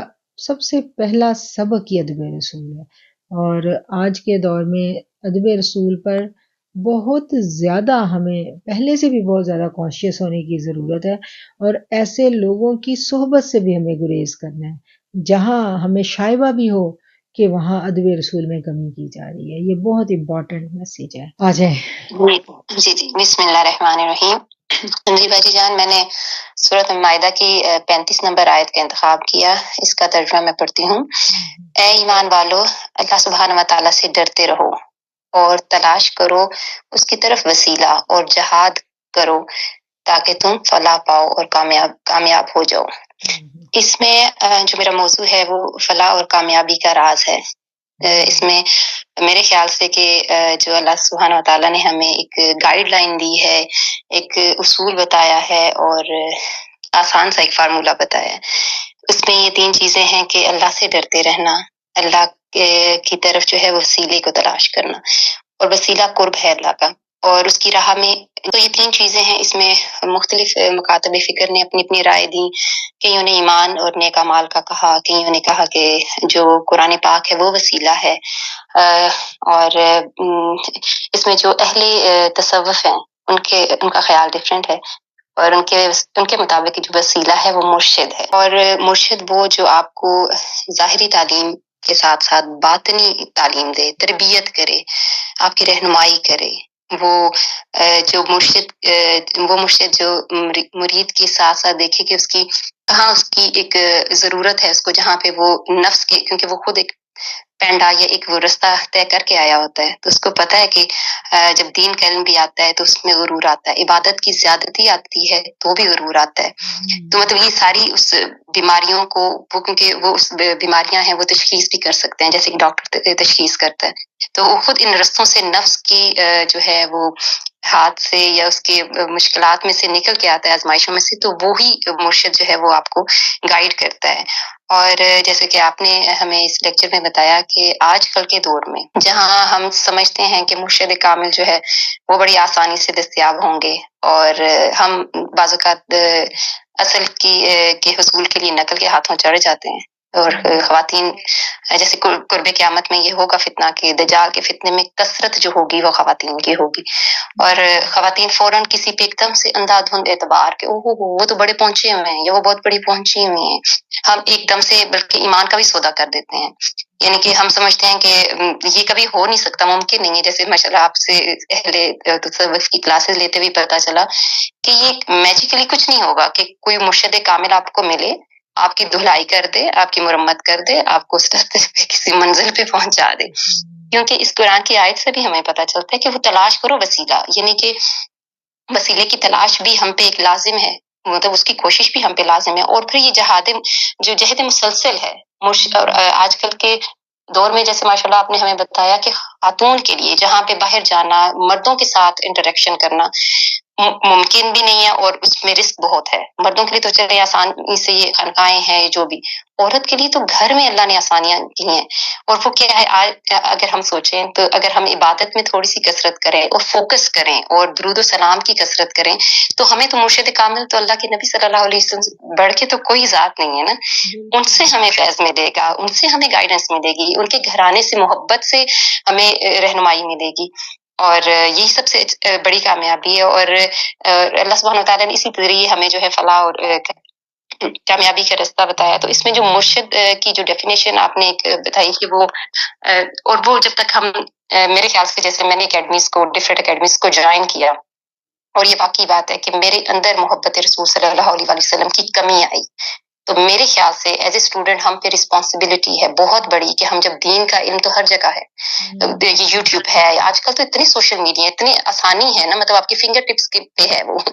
لیکن اگر آپ کہ یہ ہم کہیں کہ جی ہمیں تو وہی ملے استاد، تو ہمیں اللہ نے عقل دی ہے نا، وہ کسی استعمال کے لیے چیز کام کے لیے ہم سرچ کریں کہ کون ہے جو ہمیں صرف دین دے رہا ہے، یا کون ہے جو اللہ کے نبی صلی اللہ علیہ وسلم سے قرب دے رہا ہے، محبت دے رہا ہے، اطاعت فرما برداری دے رہا ہے، اہل بیت کی محبت ہمارے دل میں ڈال رہا ہے. کون کہ یہ ہمیں خود بھی ایک تلاش، یہ بھی تلاش ہے کہ آپ وہ جو مرشد ہے جس کا وسیلہ اللہ نے کہا ہے کہ وسیلہ کیا ہے، مرشد، تو اس مرشد کو بھی تو ہم تلاش کریں جو بظاہر ایک استاد کی شکل میں ہے، ایک رہنما کی شکل میں.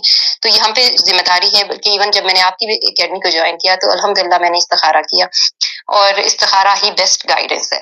اور یہ سنت پہ بھی عمل آ جاتا ہے آپ کا، اور آپ کا پھر دل گواہی کرتے دیتا ہے. اور آپ کو جب اللہ سے اچھی امید رکھیں، بے شک آپ زندگی میں بہت سارے دھوکے بھی کھاتے ہیں لیکن اللہ آپ کو گائیڈ کرتا ہے. وہ کیونکہ ہم نے حق کی تلاش کی ہوتی ہے، اس دھوکے کھانے پہ بھی مجھے یہ امید ہے کہ اللہ نے اجر دینا ہے.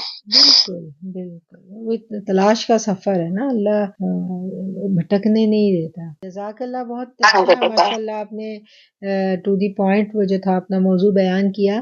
ایک ضمن بات عرض کروں گی، ایک ہماری ساتھی ہیں، اسٹوڈنٹ ہیں، تو وہ اسی طرح پہنچی بہت ساری جگہوں سے ہوتی ہوئی میرے تک. تو میں نے کہا کہ آپ کو جو پرانے جن کے ساتھ آپ وابستہ تھی تو آپ نے ان کو کیوں چھوڑا؟ تو اس نے کہا کہ میں بہت قرآن پڑھا کرتی تھی، جب میں ان سے جڑی تو میرا قرآن چھوٹ گیا. تو دیکھیں دل میں تقویٰ تھا، اس کو سمجھ آ گئی، کچھ نہ کچھ نیگیٹیوٹی آپ کے اندر پیدا ہوتی ہے. اب ایک خاتون تھی، وہ بھی کسی سے جڑی اور وہ کہتی ہیں کہ میری سنتے نفل چھوٹ گئے. نمازوں میں میں تو 2 نمازیں اکٹھی پڑھنے لگ گئی. اچھا وہ نام بھی رکھے ہوئے ہیں, ظہرین پڑھی جا رہی ہے, مغربین پڑھی جا رہی ہے, مطلب سب دین گڈ ہو گیا. پھر اینڈ میں سمجھ آ ہی جاتی ہے کہ کچھ جہاں ہم پہلے تھے وہاں نہیں کھڑے, تو پھر تلاش میں بندہ اور زیادہ کین ہو جاتا ہے اور وہ ڈر جاتا ہے جس کے دل میں ایمان ہو کہ یہ میرے ساتھ کیا ہو رہا ہے. میری تو جو پہلی عبادتیں تھیں وہ بھی ان میں بھی کمی آئی ہے, لیکن علم کا تکبر بہت آنے لگ جاتا ہے. یہ باتیں بڑی قابل غور ہیں, بالکل ان پہ تفکر کرنا ہمیں بڑا ضروری ہے. باجی اپنا موضوع شروع کرنے سے پہلے ایک بات جو ٹاپک اس پہ بات کروں گی. کہتے ہیں کہ اللہ والے اللہ سے اللہ کرنے سے اللہ نہیں ملتا, اللہ والے اللہ سے ملا دیتے ہیں. اللہ والوں کی جب محفل میں بیٹھے تو اللہ والوں کی باتوں سے پتہ چل جاتا ہے, ان کے قرب سے پتہ چل جاتا ہے کہ یہ اللہ والے ہی ہیں. جیسے باجی ہیں, جب میں نے ان کو پہلی دفعہ دیکھا, ان کی باتوں پہلے تو میں نے ان کی باتوں سے بہت مجھے سرور آیا, مزہ آیا. ان کی باتوں سے پتہ چل گیا یہ عام شخصیت نہیں ہے, یہ بہت بزرگوں کی عطا کی ہوئی ہیں. اور میں تو ایک گناہ گار, میرے میں تو کوئی چیز نہیں ہے. جو کچھ ہے یہ بزرگوں کا دیا ہوا ہے. محبت میں نے صرف محبت کی ہے, میرے پاس کوئی علم نہیں ہے, میں نہ اتنی پڑھی لکھی ہوں نہ کچھ ہوں. لیکن جو اللہ والے ہیں نا وہ دل میں بڑی محبتیں ڈال دیتے ہیں, اہل بیت کی, اپنے سرکار کی. تو یہ جو ہے نا باجی, بس ان سے میں نے بہت کچھ لے لیا. اب یقین کرے, میں یہ جو انہوں نے مجھے وظیفہ دیا اس میں محرم میں کہ یہ آپ بی بی فاطمہ کا پڑھا کریں, نفل 2 اور 1000 دفعہ نہ تو یہ کل کو سر پڑے. اس سے اتنا مزہ آ رہا ہے, اتنا فیض مجھے مل رہا ہے. میں آپ کو بتا رہی ہوں. ان کی کوئی آپ محبت والوں سے جو بات میں ایک آپ سے بات کروں, جو ان کے منہ سے بات نکلتی ہے نا, بس ان کو ضائع گانا جانے دیا کریں, پکڑ لیا کریں. پھر ان سے پھر دیکھیں فیض کیسے ان سے ملتا ہے. آپ سمجھتے ہیں کہ ایسے کہہ دیتے ہیں, یہ ایسے نہیں کہتی, یہ کوئی بات بھی ایسے نہیں کہتی, ان سے کہلائی جاتی ہے. بس یہی ہے ان کا, یہی ہے ان سے پاس, اور کوئی چیز نہیں ہے. پھر بھی دیکھو نظارے, یہ جو نظارے لگے ہوئے یہ ہمارے نہیں ہیں, یہ اللہ کا کرم ہے, اور اللہ ان کے دن میں ڈالتا ہے تو ہمیں ملتا ہے. بس میں تو اس قابل ہی نہیں ہے نا. ہم کہتے ہیں ہم عدل, میرا بھی یہ موضوع ہے باجی. آج انہوں نے میرا خیال 2 دفعہ مجھے دے دیا. عدل و میرا بھی ہے, سورۃ مائدہ کا ہے, نمبر 7 اور 8. اللہ کی نعمتیں یاد رکھنا کہ تم پر اللہ تعالیٰ کی جو نعمتیں نازل ہوئی ہیں انہیں یاد رکھو, اور اس کے بعد عہد کو بھی جس کا تم سے معاہدہ ہوا. جب کہ تم نے کہا ہم نے سنا اور مانا, اور اللہ تعالیٰ سے ڈرتے رہو. اللہ تعالیٰ دلوں کی باتوں کو جاننے والا ہے. اور آیت نمبر 8 میں وہی عدل انصاف کا حکم. ایمان والو, اللہ کی خاطر حق پر قائم ہو جاؤ, راستی اور انصاف کے ساتھ گواہی دینے والے بن جاؤ. کسی قوم کے عداوت تمہیں خلاف عدل پر امایتہ نہ کر دے. عدل کیا کرو جو پرہیزگاری کے زیادہ قریب ہے, اور اللہ تعالیٰ سے ڈرتے رہو. مانو کہ اللہ تعالیٰ تمہارے اعمال سے باخبر ہے. عدل انصاف جو عورت گھر میں کرتی ہے, یہ جو عورت جب عورت کامیاب ہو جاتی ہے, اس کے بچے کامیاب ہو جاتے ہیں, یا اس کا خاوند کامیاب ہوتا ہے, یہ اس کا کمال نہیں ہے, یہ اس کے اللہ کا کمال ہے. یہ اس کے جو پیچھے بزرگ ہیں ان کا کمال ہے. یہ کسی عورت کا کمال نہیں ہے. لیکن اس کو کون بدلتا ہے, اس کا دل کون بدلتا ہے, اس کے پیچھے. ہم گھر میں قرآن پڑھتے ہیں. یہ آیتیں میں نے کیوں لی ہیں, اس لیے کہ اگر یہ اس پہ ہے تم پر اللہ تعالیٰ کی جو نعمتیں نازل ہوئی ہیں, اس کا کیا مطلب کہ ہمیں ہر حال میں اپنی نیتوں کی حفاظت کرنی ہے, اس نفاق سے پاک کرنی ہے, حسد سے پاک ہو جاؤ, دل کو صاف کر لو.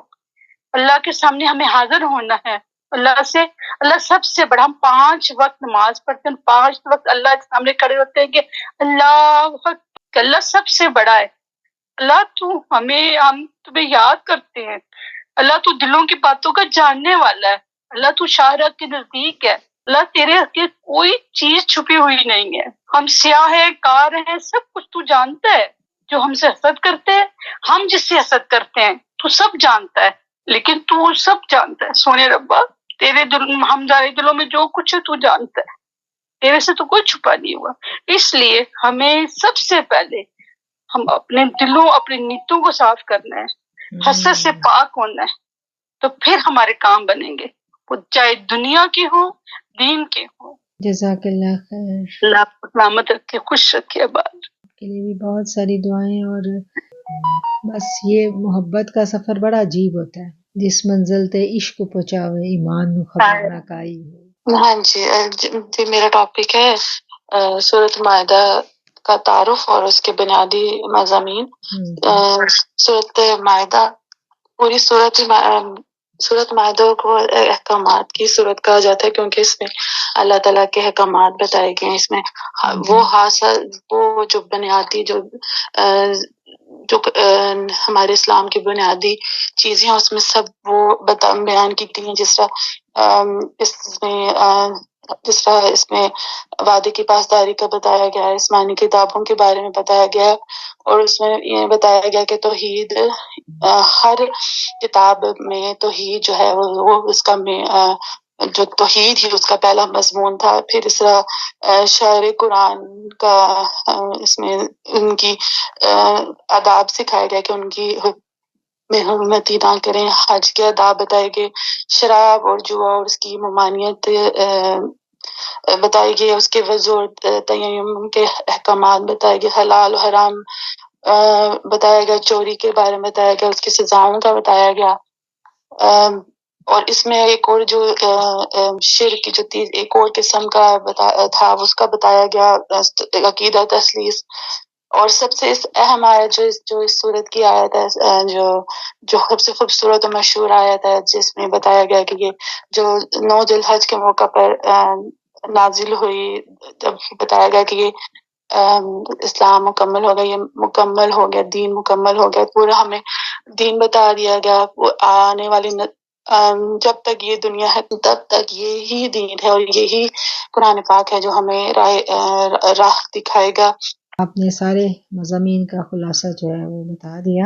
جی باجی جان، ریحان کا ان کا نیٹ کا ایشو تھا، وہ ابھی ریپریزنٹیشن دینا چاہیں گی. ٹھیک ہے، آ جائیں.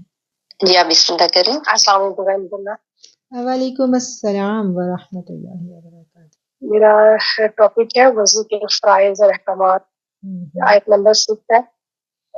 یہ وہ ابھی شروع سے ہی سورۃ المائدہ میں احکامات کی کا حکم چل رہا ہے، لیکن جو 6 نمبر آیت میں اس میں اسپیشلی وضو کے احکامات بتائے گئے ہیں کہ جب آپ نے کہ لوگوں تو اللہ کے سامنے پیش ہونا ہے تو اس کا کیا پروٹوکول ہوگا، اور نماز قائم کرنے سے پہلے جو ہے کن باتوں کا خیال رکھنا ہے. اس میں 4 فرائض بتائے گئے ہیں کہ اپنے منہ کو دھو لو، اپنے ہاتھوں کو کونیوں تک دھو لو، اپنے سر کا مسح کر لو اور اپنے پاؤں ٹخنوں تک دھو لو.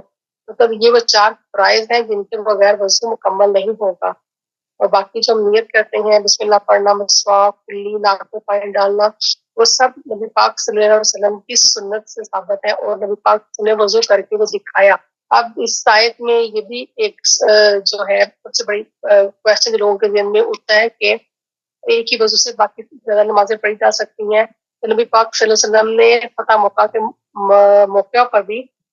مکہ کے موقع پر بھی یہ چیز جو ہے امت کو سکھا دی کہ ایک وضو سے ایک سے زیادہ نمازیں بات کی جا سکتی ہیں.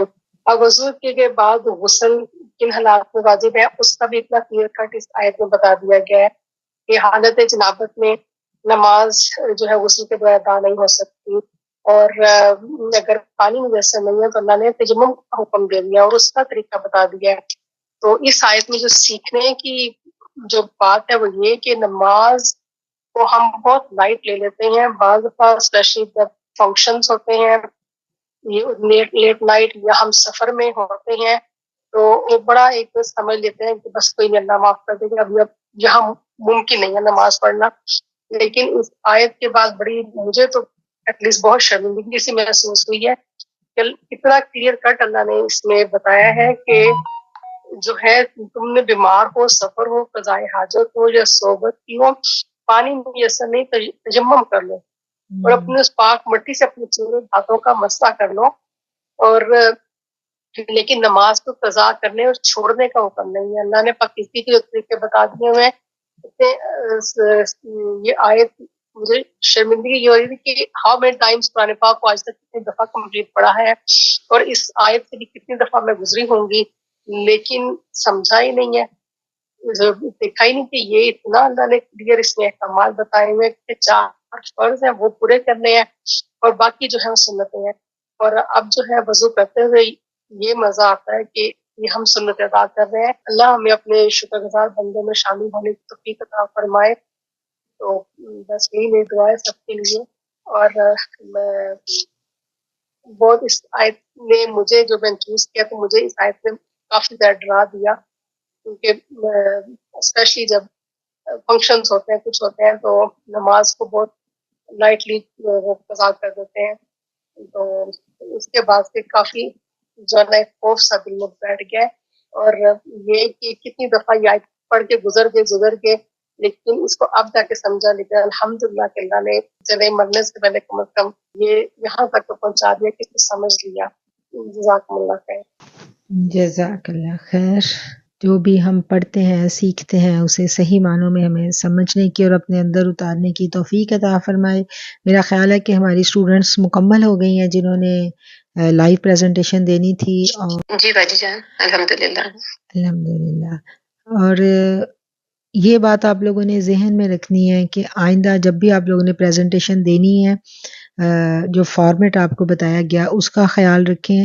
اور دوسری بات یہ ہے کہ مجھے یہ پتہ چلا ہے کہ کچھ ہماری بہنیں پریزنٹیشن دینا چاہتی ہیں لیکن دے نہیں پاتی. تو اس کی کیا وجہ ہے؟ پریزنٹیشن کیوں نہیں دے سکتے آپ لوگ؟ کیا مشکل لگتا ہے اس میں؟ اس میں تو آپ کو انجوائے کرنا چاہیے. مطلب نہیں آتا پریزنٹیشن میں؟ کتنے دیکھیں کتنے ٹاپکس ریوائز ہوئے ہیں اور وہ ایک ہی آیت کو 2 لوگوں نے دیا، دونوں نے بالکل مختلف انداز میں دیا ہے. وہ بھی اچھا لگا ہے سن کے. تو اللہ کرے کہ اللہ تعالیٰ یہ سفر ہمارے لیے آسان کرے. وعلیکم. وعلیکم السلام. میں نے وہ آپ سے اس دن کہا تھا کہ میں نے ایک اور آیت کو بھی سلیکٹ کیا ہے اس کا ٹاپک. جی پہلی آیت ہے اس میں اللہ پاک نے کہا ہے کہ جو حلال چیزیں ہیں وہ حلال چوپایوں کا ذکر کر کے کہے کہ جب حالت احرام میں ہو تو اس وقت ان کو نہ کرو شکار. تو میرے خیال میں اس کی ریزن یہ ہے کہ حج جیسی جو عظیم عبادت ہے اس میں اللہ پاک انسان کے تقوی کا امتحان لینا چاہتے ہیں. جیسے یہودیوں کے لیے کہا تھا کہ ہفتے کے دن مچھلیوں کا نہیں شکار کرنا، اس طرح سے یہ اللہ پاک نے حاجیوں کا تقوی چیک کرنے کے لیے جو حلال چوپائے ہیں وہ ان پہ اس ٹائم پہ شکار حرام قرار دے دیا، تاکہ وہ دیکھیں کہ وہ اگر اپنے گھر بار پیسہ ہر چیز لگا کے جا رہے ہیں تو وہ اللہ پاک کو کتنا سنتے ہیں. شاید یہ وجہ ہے. مجھے میں اس کو ڈسکس کرنا چاہتی تھی. Thank you. جو بات انہوں نے کہی ہے اس بات پر کوئی بہن اظہار خیال کریں گی؟ السلام علیکم ورحمۃ اللہ وبرکاتہ. وعلیکم السلام ورحمۃ اللہ وبرکاتہ. باجی جان میں نے بھی سورۃ مائدہ کا تعارف اس پہ میں نے تھوڑا بتانا تھا آپ کو. میں نے بھی اس کو جس طرح تیار کیا تھا تو میں نے پریزنٹیشن میں نام نہیں لکھوایا تھا، میں نے واٹس ایپ پہ دینی تھی، لیکن میں نے ساری بہنوں کے اور آپ کی موجودگی میں سب سنا ہے تو مجھے بہت اچھا لگا. اور آپ کی لاسٹ بات کہ وہ جو پریزنٹیشن دینا چاہ رہی ہوتی ہیں لیکن ان سے نہیں دی جاتی، ان سٹوڈنٹس میں بھی شامل ہوں. آپ دینا چاہتی ہیں اور دے نہیں پاتی، کیوں بھائی؟ آواز آ رہی ہے؟ جی آپ کی آواز بہت اچھی آ رہی ہے. آپ کیوں نہیں دے پاتی؟ آپ ہمت کریں، قدم بڑھائیں، ہم آپ کے ساتھ ہیں بھائی. جی اب آپ نے ہمت کی، ویلکم، بتائیں. جی میں نے سورۃ مائدہ کا تعارف پہ میں نے بات کرنی تھی. بسم اللہ، اعوذ باللہ من الشیطان الرجیم، بسم اللہ الرحمن الرحیم. یہ سورۃ مائدہ مدینہ منورہ میں نازل ہوئی ہے اور اس کی جو آیات ہیں اس کے رکوع 16 ہیں اور آیات 120 ہیں.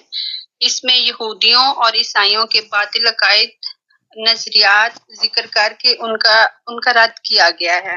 مائدہ نام رکھنے کی وجہ عربی میں دسترخوان کو مائدہ کہتے ہیں.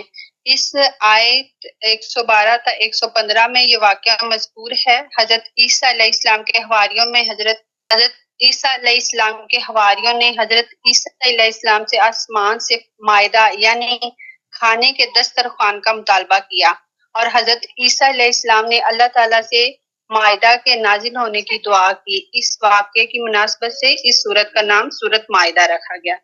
حضرت مجاہد رضی اللہ تعالی عنہ سے مروی ہے کہ حضرت حضور پاک صلی اللہ علیہ وآلہ وسلم نے فرمایا کہ تم اپنے مردوں کو سورت معاہدہ اور عورتوں کو سورت نور سکھاؤ۔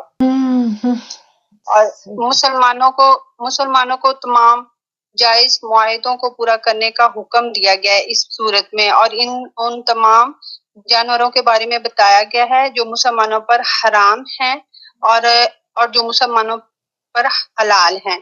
اس میں وضو، غسل اور تیمم کے احکام بیان کیے گئے ہیں۔ انصاف کے ساتھ گواہی دینے اور ناانصافی سے بچنے کا حکم دیا گیا ہے۔ اس صورت میں بنی اسرائیل سے عہد لینے، ان کے عہد کی خلاف ورزی کرنے اور ان کے انجام کو بیان کیا گیا ہے۔ اور اس صورت میں چوری کرنے، ڈاکہ ڈالنے کی سزا، شراب اور جوئے کا بیان، قسم کے کفارے کا بیان، احرام کی حالت میں شکار کے احکام، قرآن کے احکام پر عمل کو ترک کرنے کی وعید بیان کی گئی ہے۔ یہودیوں، عیسائیوں، منافقوں اور مشرکوں سے ہونے والی بحث کا بیان کیا گیا ہے۔ مسلمانوں کو اپنی اصلاح کرنے کا حکم دیا گیا ہے اور اصلاح کا طریقہ بھی بتایا گیا ہے۔ یہ بھی فرمایا گیا کہ نیکی اور پرہیزگاری کے کاموں پر ایک دوسرے کی مدد کی جائے۔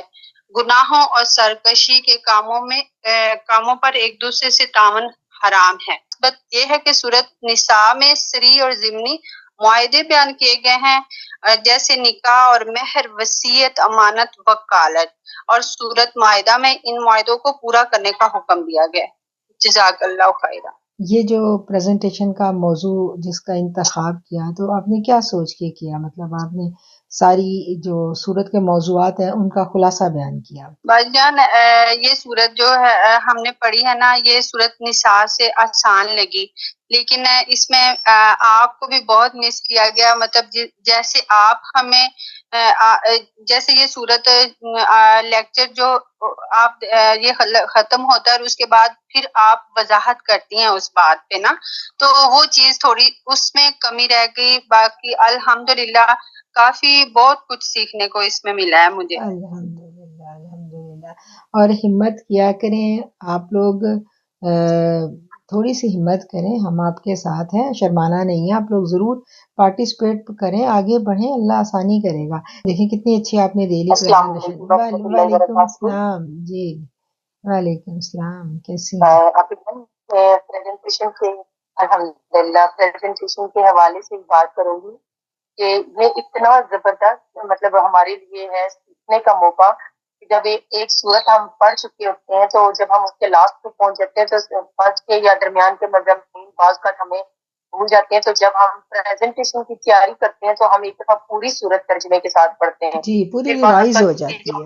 بالکل صحیح ہے، تو وہ ایسے بھی ریوائز ہوتے ہیں، اور جس وقت ہر بہن اپنی آیت کو اپنے موضوع کو لے کے چلتی ہے، پھر وہ اپنے اوپر تجربات ہیں جو وہ بھی شیئر کرتے ہیں اور اس کی دوبارہ تفسیر بھی بیان کرتے ہیں۔ اب یقین کریں اتنی اچھی پریپریشن ہوتی ہے ہماری، یہ ایک موضوع دوبارہ سے ہمارے ذہن میں آنے لگتا ہے، اور پھر جو ہم نے پڑھا ہوتا ہے، جو سنا ہوتا ہے، وہ سارا ہمیں ریمائنڈ ہو جاتا ہے۔ تو یہ الحمدللہ ہمارے لیے ایک تحفہ ہے پریزنٹیشن۔ شروع میں تو ہمیں سمجھ نہیں تھی، ہمیں جھجک ہوتی تھی، ہمارے ساتھ بھی یہی ہوتا تھا کہ ہم کہتے تھے ہم کیسے بولیں گے، ہم کیا کریں گے، پتہ نہیں کر پائیں گے نہیں کر پائیں گے۔ لیکن جب اللہ کا نام لے کے شروع کر لیتے ہیں نا، ایک آیت کو جب ہم سلیکٹ کر لیتے ہیں، پھر ہم اس پہ غور و فکر کرتے ہیں، پھر ہم اس کو اپنے اوپر رکھتے ہیں، پھر ہم دیکھتے ہیں کہ اس آیت کا میری زندگی پہ کیا اثر ہے۔ تو پھر جب ہم غور و فکر کرتے تو الحمدللہ اللہ تعالیٰ کی مدد بھی ہوتی ہے اور ہمیں سمجھ بھی آتی ہے۔ اور یہ میں کہہ رہی ہوں کہ ساری بہنوں کو اس میں حصہ لینا چاہیے، تاکہ باقی جو بہنیں ان کا بھی جو اظہار خیال ہے، ہمیں جو پریزنٹیشن زوم میٹنگ میں ہوتی ہے نا، اس میں کوئی عجیب بھی کشش ہے، اور اس میں مطلب میں آپ کو بیان نہیں کر سکتی ہوں۔ آج ہمارے گھر میں اتنا کام لگا ہوا تھا کہ ہمارے گھر میں پینٹ لگا تھا، ہر چیز ادھر میرے بیٹھنے کی جگہ نہیں تھی۔ میں نے بچیوں سے کیا مجھے تھوڑی سی جگہ بنا دیں، میں اپنی پریزنٹیشن میں نہیں کر سکتی ہوں، میں خود اظہار خیال کر سکوں نہ کر سکوں، لیکن باقیوں کا میں ضرور سنوں گی، کیونکہ جتنی اچھی یہ ہماری پریپریشن ہوتی ہے نا، بہت اچھی ریویژن، سب ریویژن ہوتی ہے، اور جو آیتیں ہم نے پڑھی ہوتی ہیں نا وہ سیکھتے ہیں ہم پریزنٹیشن میں۔ اس چیز پہ آپ غور کریں، سیکھتے ہیں، ہمارے اندر اترتی ہیں۔ بالکل جی آپ جان، جو یہ لائیو ہماری کلاس ہوتی ہے نا، اور اس میں بہت نورانیت ہوتی ہے، خیر و برکت ہوتی ہے، اور اس میں ہمیں ڈائریکٹ ہم جو ہے نا اللہ تعالیٰ کے کلام پاک کے بارے میں جو ہم سیکھ بھی رہتے ہیں، دوسروں سے بھی سیکھ رہتے ہیں، پڑھ بھی رہتے ہیں. تو پوری سورت کا ایک جو ہے نا جیسے دورہ قرآن ہوتا ہے، یہ دورہ سورت ہو جاتا ہے. تو سم الحمدللہ مجھے تو بہت اچھا لگتا ہے. اللہ کرے ہماری اس کے بعد بھی کوئی کلاس مس نہ ہو، اور ہمیں ایسی قرآن پاک کا اللہ تعالیٰ عطا کرے نبی کریم علیہ السلام کے وسیلے سے، اور ان کی محبت اور اللہ والوں کی سنگت میں ایسے ہمیں جمائے رکھے. تو میں جو بہنیں نہیں رہتی ان سے بھی کہتی ہوں کہ بس ضرور حصہ لو، ضرور. بالکل آپ نے بہت اچھی بات کی.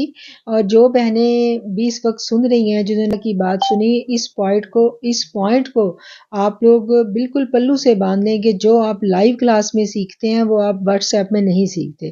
واٹس ایپ کی آپ کو ہم نے ایک سہولت دی ہے، ان اسٹوڈنٹس کے لیے یہ سہولت ہے، وہ اس کو اویل کریں جن کو واقعتاً کوئی پرابلم ہے، جابز پہ ہیں، کوئی اور سیریس مسئلہ ہے.